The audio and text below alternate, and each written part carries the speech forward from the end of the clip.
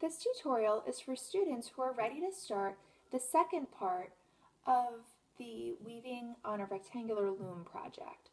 So you should have already watched the part 1 tutorial video, which is called Dressing the Loom, and you should have your warp strings all the way across, and it should be knotted in the back like this. If you've done that, then you are ready for this video. So some of the supplies that you want to gather for this are going to be 2 different colors of yarn, and that's going to be for your weft strings. So if you look at this completed one, this is our goal. The weft strings are the ones that travel horizontally or side to side, and the warp strings, those are the ones that travel vertically. You also need a plastic needle and a pair of scissors. And all of these items are available in the Fiber Arts Center. So, and you can choose any colors that you want for yarn. You can choose a color scheme that you like. Like I chose a complementary color scheme here. You can make it all warm colors like I did here. Or you can do rainbow, or you can choose colors of a favorite sports team, whatever your little heart desires. So the first thing you want to do is choose which color is going to be first on the top. And you're going to get 2 arm lengths of yarn. You can make it 3 as well, so 2 to 3 arm lengths. The way that you do that is you hold it in one hand, you measure to your elbow, up to your shoulder,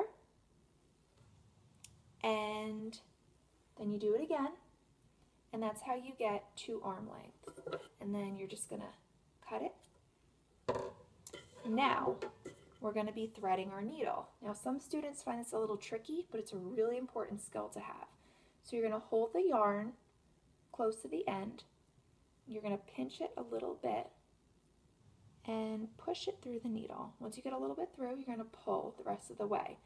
Now, I like to just leave a little tail. Some students like to tie it because as they pull, if they pull too hard, it slides off, whatever works best for you. Now we're going to start weaving our weft. So we're going to start over here, and I'm going to go under my first warp string, over my next, under my first, over my next, under the next. So it's just an over-under pattern.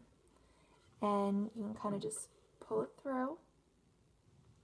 So you always want to make sure that you're going under, over, under, over. You could pick the warp strings up if you need to. And once you do that, you want to pull through. Pull through slowly, because if you pull too hard, you can pull the whole string through, because you want to leave a tail on the end here. And then you pull it up, push it up with your fingers, and just make sure it's nice and snug. Now we're going to go and make the other row, the second row. So since I went under on my last warp string, I have to go over this time. So I start over, and then the next one I go under. Over, under, over, under. Over, under, over, under, over, under. And then the last one is over. Now when you're doing this, pull it a little bit and come up, but don't pull too hard. Do you see how here it's starting to pull in a little bit? That's called drawing in. We don't want to do that in weaving, because what happens eventually on the loom is your weaving will start to hourglass.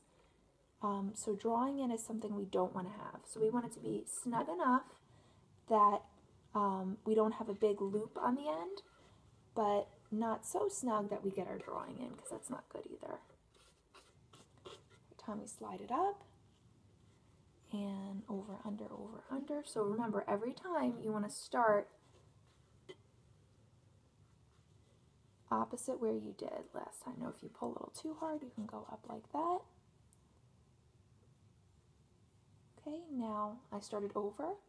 I ended on over, so I'm going to start on under every time. And you just repeat the pattern again and again every time. Across.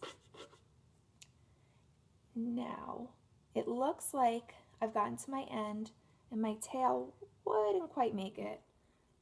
So I'm going to end here. Now I can start my second colored row.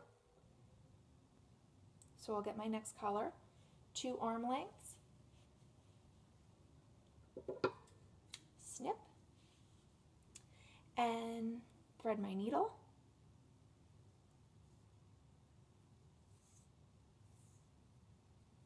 Oops.